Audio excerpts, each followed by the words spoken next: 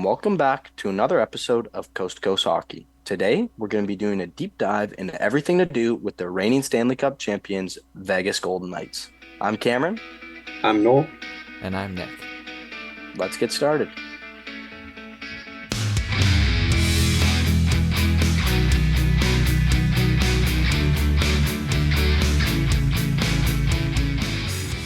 There weren't many moves that the Vegas Golden Knights made this offseason, and that kind of comes with winning the Stanley Cup last year. And part of that is also they did re-sign Ivan Barbashev, who was a big piece of that Cup run. So all they did was bring in Maxime Comtois on a PTO. On the subtractions front, because of the Vegas Golden Knights cup situation with the cap, Riley Smith was a casualty sent to the Penguins. You've also got Laurent Brossoit, Teddy Bluger, Phil Kessel, Jonathan Quick, and Nolan Patrick leaving the team as well. So as I mentioned before, we have Maxime Comtois, and he's still not signed by Vegas, but he's the only person they brought in so far looking to make the team on a PTO. And he's kind of had an interesting career so far. He was captain in the World Juniors for Canada, where they ultimately fell short, did not win the gold. And he also has struggled to stay healthy through his career. He's never played a full 82 game season.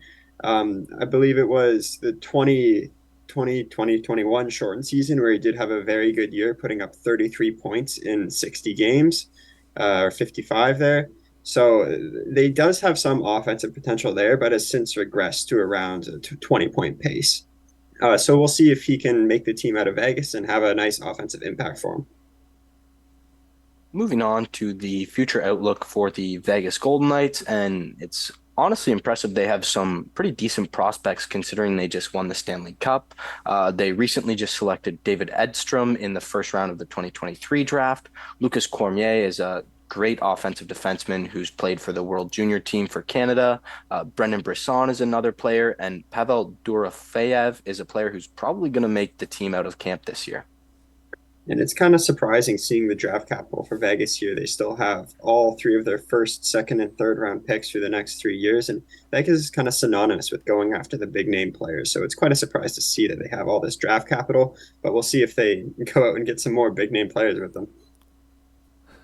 On to the prospect spotlight for the Vegas Golden Knights. The three prospects we're going to highlight today are David Edstrom, Lucas Cormier, and Brendan Brisson. The first prospect of note is David Edstrom. This is a very large centerman out of Sweden who most recently played with the J20 National, which is for basically the juniors in Sweden. And as you can see there, he put up a point a game, which is a very promising sign of him playing in that league. I expect him to play in the SHL this season. He's already actually started the year on loan with Frölunda, and he's also put up 6 points in 7 games as a 18-year-old, pardon me. So that's very impressive to start the year. I wonder how his lineup construction will change over the course of the year, whether he'll be at the top of the lineup or the bottom of the lineup, depending on his age and the team's construction over the course of the year, because Frölunda is a very competitive team in the SHL. But we shall see how this goes for this guy. He is already built for the NHL. He's a very responsible centerman and also a great playmaker. Lucas Cormier is the second player of note here. He is now 21 years old, which is kind of crazy to think that he was drafted so long ago. At one point, he was such a touted offensive defenseman out of the queue because he put up gradually over time over a point per game as a defenseman twice. In his final year in 2021-2022 in the Quebec Major Junior Hockey League with Charlottetown as an assistant captain, he put up 81 points, including 33 goals as a defenseman in only 62 games. That was super impressive to see his projection year after year, and I just expected him to burst onto the scene right away in the AHL. He did all right last year, with that being said, where he put up 10 goals and 25 assists for 35 points in 62 games in the AHL. And I'm proud of him to say that he has also rounded out his game a bit more than most people would think. Most people thought he was a one-dimensional offensive passing, shooting kind of player with good pass reception skills. But I do believe he has found a way to sort of be the defender that he has to play in that position. The third prospect of note is Brendan Brisson, and this is a 21-year-old now. Most of these prospects, as you see here, are quite old compared to other prospect pools because of the transition phase that the Vegas Golden Knights have been in recently. But at the same time, Brendan Brisson, Lucas Cormier, and David Edstrom are all great prospects to have in the system. And Brendan Brisson specifically was drafted at the tail end of the first round, number 29th overall in 2020, as sort of a high upside option with a little bit of low risk in the sense because he's already playing in college and then now in the AHL last year. In college, in his last year at Michigan, he put up 42 points in 38 games, which is super impressive. He stands at 6 foot 185. He plays a little bit shorter than that, honestly. He sort of, I guess he bends his knees a bit on the ice to make him think that he's a little smaller, but surprisingly, he does meet that 6 foot requirement. In the AHL last year, as you can see there, as a rookie, he put up 37 points in 58 games on the Henderson Silver Knights team. Vegas' AHL team has been good in every year since they started, pretty much. So this is great to see that he's part of that great team, and I look for him to play in the AHL again next year. And if he does continue to develop the way he is, he'll be in the NHL in a very short time.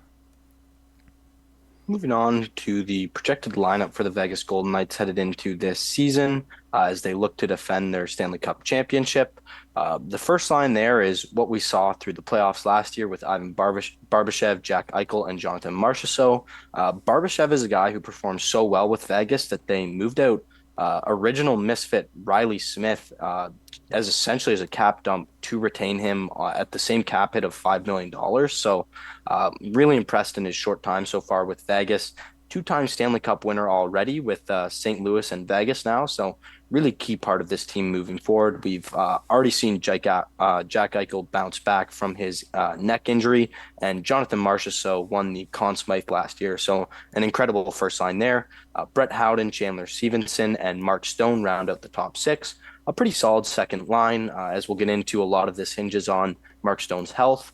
Brett Howden possibly playing slightly above his weight, but he's developing into a very solid contributor in the middle six for the Vegas Golden Knights here. On the third line, we have Paul Cotter, William Karlsson, and Mike Amadio. William Karlsson is a great defensive forward, also delivered one of the greatest Stanley Cup speeches of all time this past summer, so well known for that. But as far as Paul Cotter and Mike Amadio go, not exactly guys I'd love to see in the top nine. Paul Cotter a bit more is better than Mike Amadio, but at this point in time, it'll do, but not the best. But that fourth line is one of the best fourth lines in the NHL, as they proved in the playoffs with William Carrier, Nicholas Waugh, and Keegan Kolsalar. Just an incredibly physical forechecking front line that is, like I said, probably the best in the NHL. And then some interesting spares there as well. Yeah. Moving on to the projected defensive pairs for the Vegas Golden Knights. This is arguably one of the best defensive cores in the entire National Hockey League. This is the core that won them the Stanley Cup. This is the core that is now sticking with them for an extra year, with a good combination of young and old, defensive and offensive, and everything in between.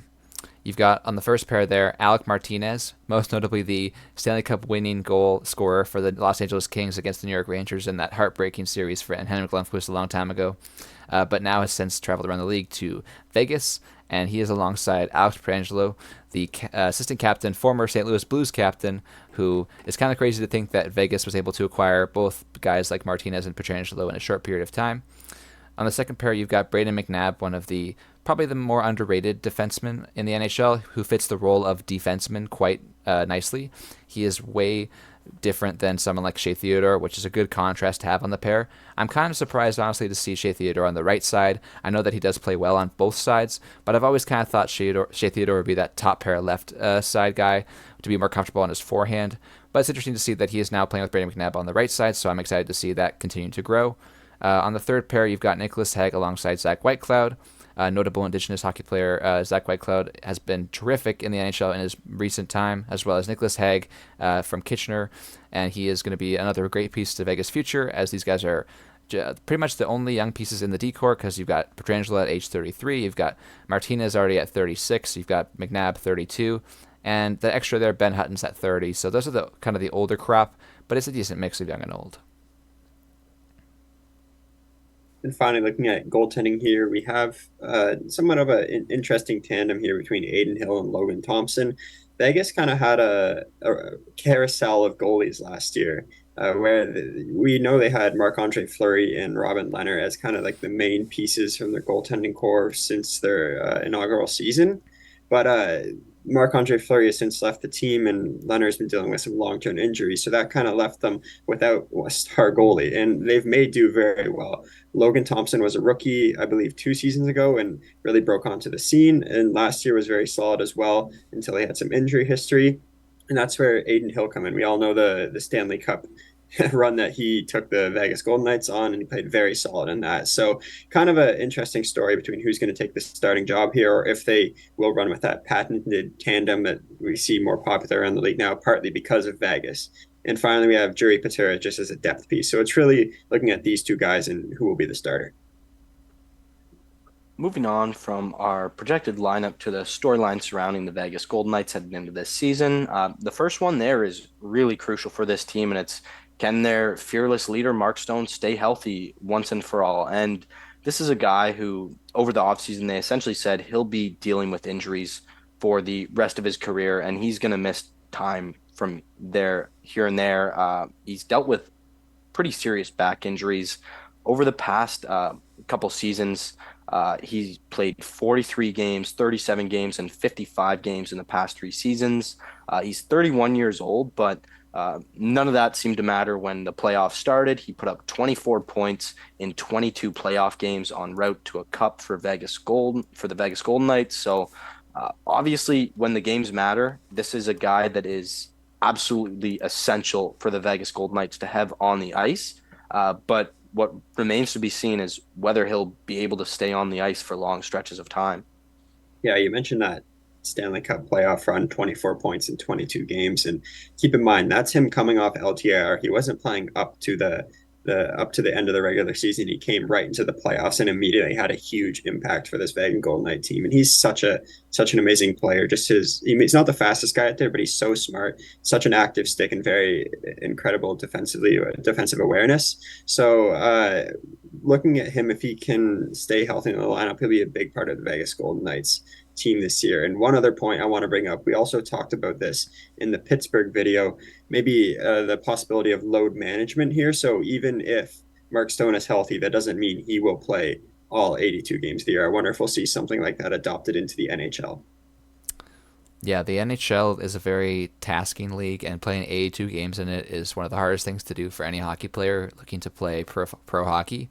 The NHL is a pretty brutal league to play in. It's a very physical league, a lot of hack and slash. So someone like Mark Stone does falter, unfortunately, out of that because of the things like the back, where it's really tough to see in the modern NHL game that something like cross checks in front of the net are still kind of a mainstay. It's interesting to see the progression of refereeing over time, and the rule book may change, but for now, that's still a part of the game and something that Mark Stone has become sort of a casualty to, unfortunately. You saw in the preseason most recently, he took it was a clean hit, but it was something that he was not fond of because it puts him at risk of injury because of the amount of speed that they were skating at to hit them. So something that he's looking out for now, sort of being a little careful and, feeble, I guess, when it comes into the season, which is unfortunate because the NHL season is almost like a war to most people where you're going to fight and battle the whole way. So I'm really curious to see if he does stay healthy. One of my favorite memories of watching World Juniors Canadian hockey was when Mark Stone was started off the year with the World Junior team as sort of like the third line center, the like underdog guy, and ended up being one of the best players on that 2012 World Junior team. So that's one of my favorite memories of World Junior hockey watching. I'm happy to see that he has such a long career so far, but I really want to see him play a full season if he can. Otherwise, load management is probably the way to go.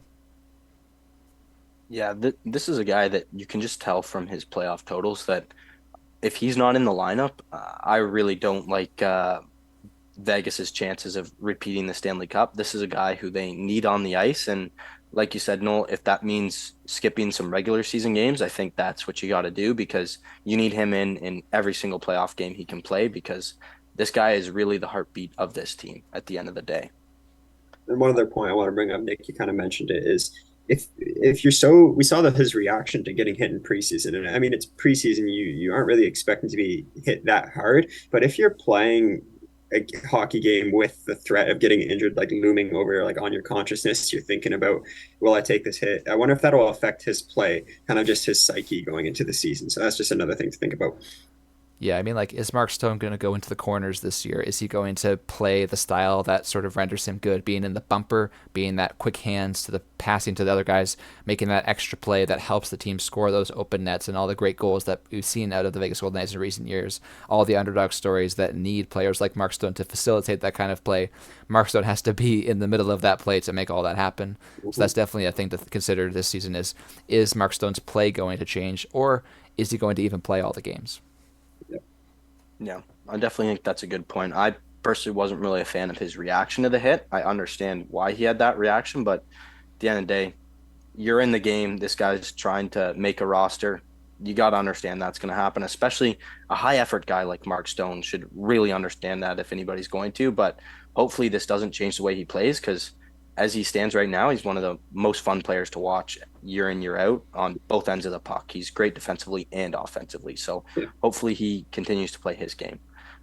Moving on to our next storyline, and this is going to be kind of a reoccurring theme for the Vegas Golden Knights at this point now. Year over year, it seems to be wondering who's going to become the starter for the team. As you mentioned, Noel, they had Fleury and Leonard at one point battling for the starting role. Last year, coming into it, it was essentially between Brossoit and Logan Thompson. But to me, this year, they've got Aiden Hill and they've got Logan Thompson, both trying to stake out that number one or that 1A position. Just some context on their numbers. Aiden Hill put up a 915 and a 2.45 goals against average last season in 27 games. But he absolutely turned it on in the playoffs and put up a 932 save percentage and 2.17 goals against, which is just incredible, like absolutely dumbfounding numbers to have above a 930.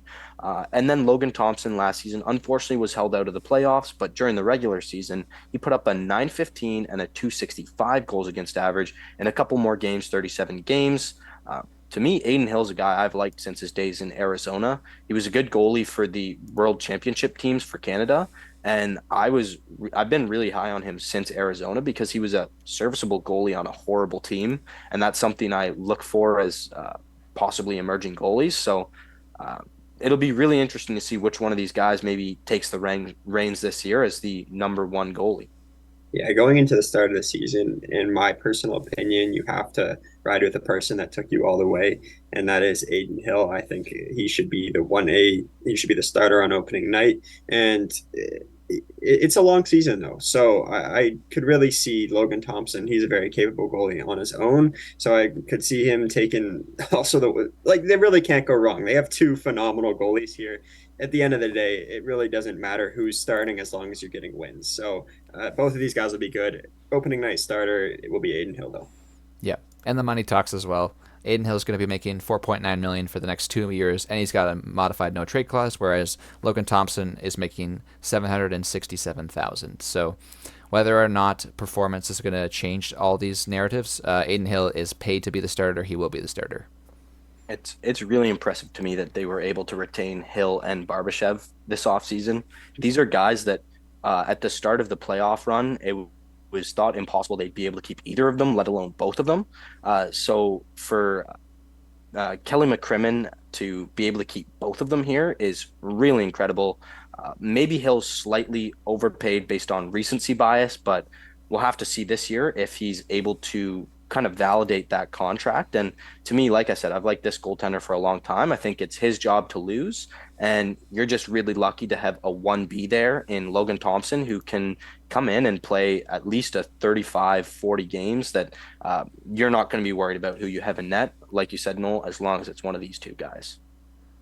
Yeah, one more quick tidbit about the goaltenders is that despite being 1 year of age, they've taken completely different pathways to the NHL, where Aiden Hill has played parts of 6 NHL seasons, while Logan Thompson a few years ago was playing U Sports at Brock University and has since made to the ECHL, then to the AHL, and has played parts of 2 NHL seasons despite being he's 26 and Aiden Hill's 27. So completely different pathways to the NHL, but they've both made it here, and now they both have a Stanley Cup ring.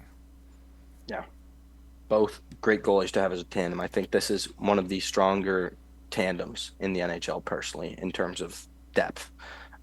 Moving on to our final storyline.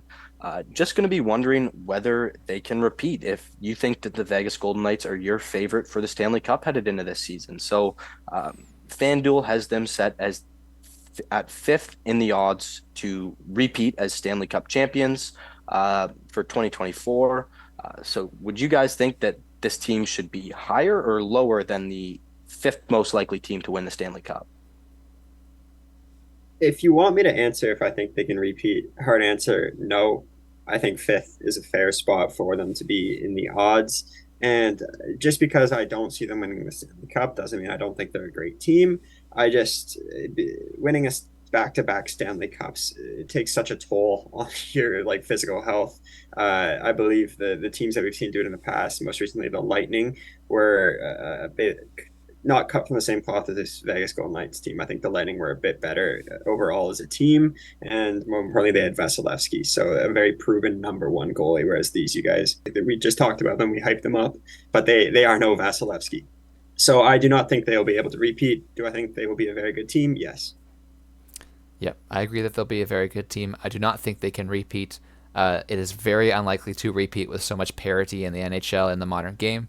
At the same time, there are teams who have added in the offseason that we have not talked about yet in this series that we believe, and I believe, are stronger favorites to win the Cup, especially in the Western Conference, which is as competitive as it's ever been at the top end, at least.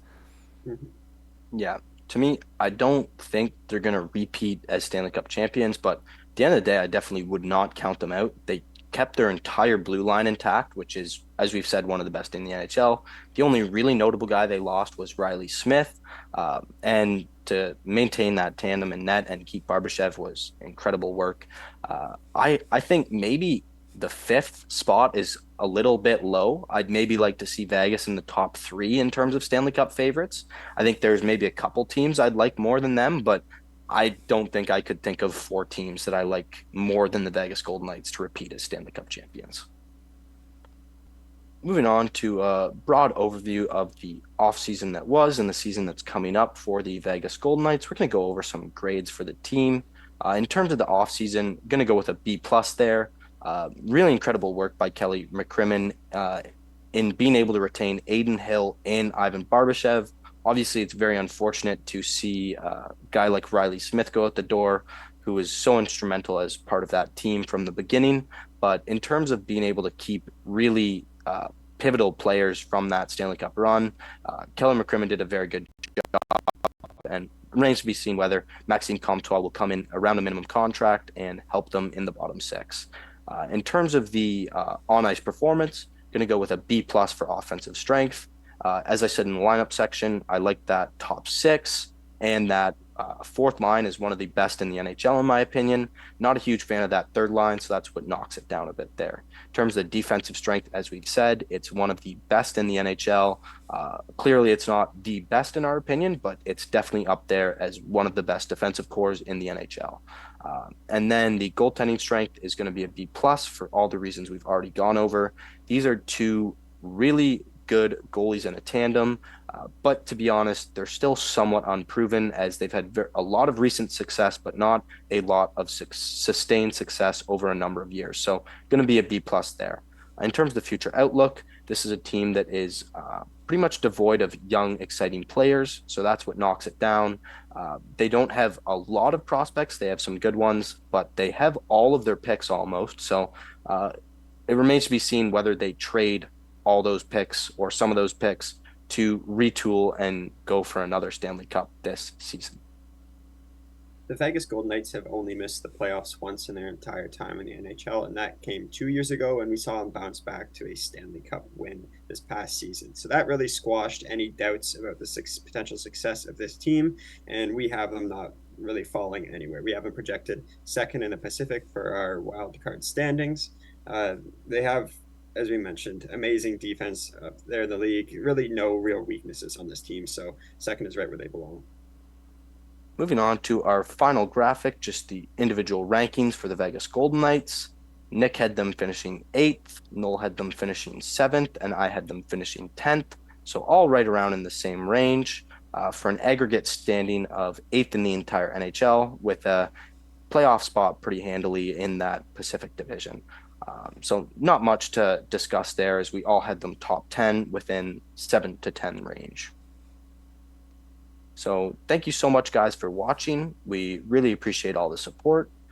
Please make sure to tune into the next video, and please make sure to like, comment, and subscribe.